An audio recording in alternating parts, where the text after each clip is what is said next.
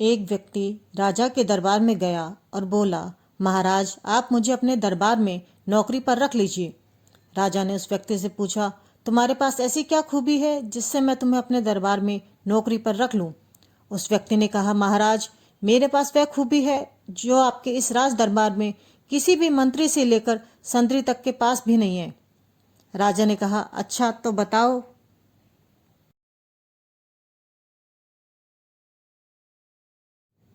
वह कौन सी खूबी है तुम्हारे पास? उस व्यक्ति ने कहा, महाराज, मेरे पास ऐसी खूबी है कि मैं किसी भी व्यक्ति का चेहरा देखकर उसके बारे में बता सकता हूँ। राजा ने कहा, बहुत अच्छी बात है, तुम आज से हमारे दरबार में नौकरी करो। राजा ने अपना घुड़साल उसके जिम्मे सौंप दिया और बोला, तुम हमारे घोड़ों की देखभाल करो। कुछ दिन बाद राजा अपने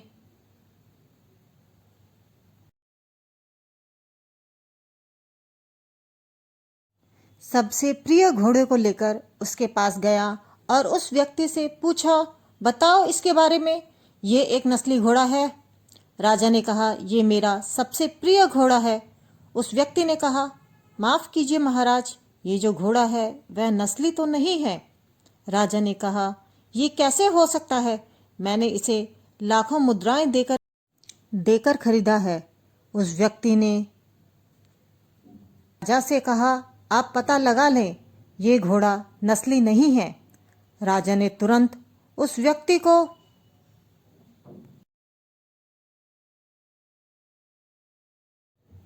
बुलाया जिसने घोड़ा बेचा था।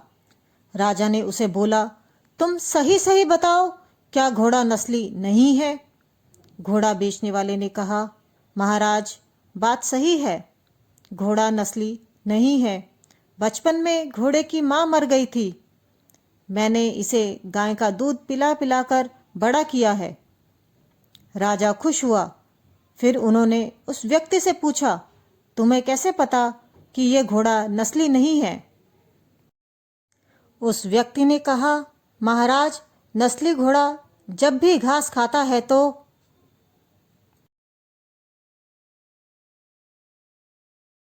मुंह ऊपर करके खाता है। ये घोड़ा मुंह को नीचे करके गाय की तरह खा रहा था। तभी मैं समझ गया ये घोड़ा नस्ली नहीं है। राजा बहुत खुश हुआ और उसे ढेर सारे गाय, भैंस, मुर्गे इनाम में दिए। इनाम पाकर व्यक्ति भी बहुत खुश हुआ। कुछ दिन बाद राजा उस व्यक्ति को बुलाया और बोला, ये हमारी रानी है, इसे मैं दूसरे राज्य से शादी करके लाया हूँ। ये बहुत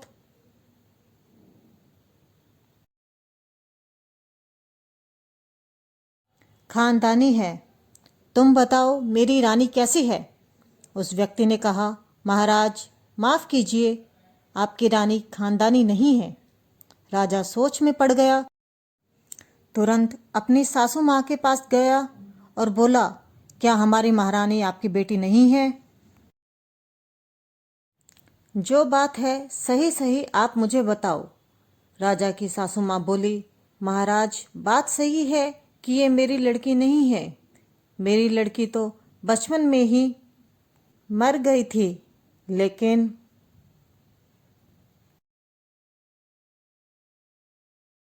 आपके पिताजी और हमारे पति दोनों में गहरी दोस्ती थी। उन दोनों में एक समझौता हुआ था कि हम दोनों बच्चों की एक दूसरे से शादी करेंगे। हमारी बच्ची बचपन में ही मर गई थी। अब मुझे आपसे दोस्ती का रिश्ता रखना था, इसलिए मैंने किसी और की लड़की को लेकर उससे आपकी शादी करा दी, ताकि हमारे दोनों राज्यों के बीच दोस्ती बनी रहे। राजा बहुत खुश हुआ।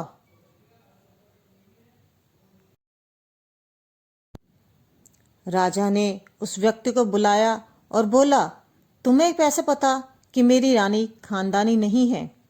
उस व्यक्ति ने बताया, महाराज, महारानी जिस तरह से अपने सेवकों के साथ गाली गलौज करती हैं एवं अमर्यादित ढंग से पेश आती हैं, यह किसी खानदानी महारानी के लक्षण नहीं है। राजा फिर बहुत खुश हुआ। उसे ढेर सारे भेड़, बकरी, गाय, मुर्गा इनाम दिया। कुछ दिनों के बाद राजा ने फिर उस व्यक्ति को बुलाया। राजा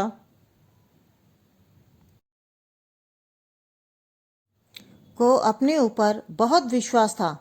फिर भी राजा ने कहा, मेरे बारे में कुछ बताओ कि मैं कैसा राजा हूँ।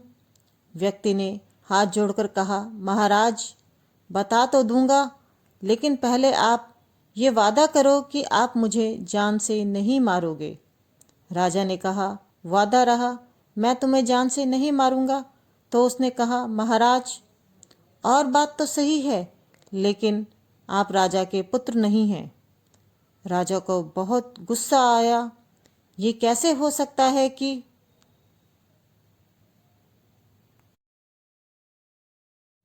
मैं राजा का पुत्र नहीं हूँ। राजा तुरंत अपनी माँ के पास गया और बोला, माँ, सही सही बताओ, मैं किसका पुत्र हूँ। राजा की माँ ने कहा, हाँ बेटा, बात सही है कि तुम हमारे पुत्र नहीं हो। हमारा पुत्र तो बचपन में ही गुजर गया था। इतने बड़े राजकाज की देखभाल करने के लिए हमने हमारे चरवाहे के पुत्र को लेकर उसे गोद ले लिया और अपना राजा बनाया।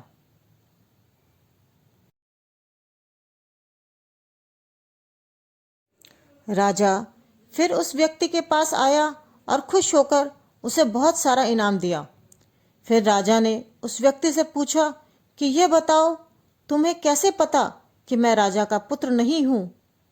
तब उस व्यक्ति ने बोला, महाराज, जब कोई राजा खुश होते हैं तो इनाम में हीरा, मोती, सोना, चांदी देते हैं, लेकिन आप जब भी मुझ पर खुश हुए हैं तब आपने भेड़, बकरी, गाय ही इनाम दिए हैं।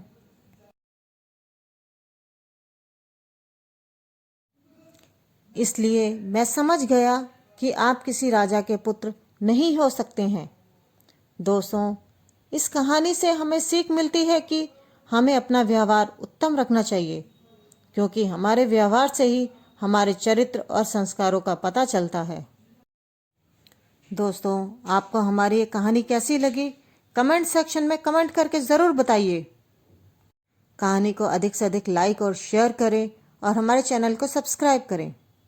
दोस्तों, आप किस तरह की कहानियाँ सुनना चाहते हैं, हमें कमेंट सेक्शन में कमेंट करके ज़रूर बताएं।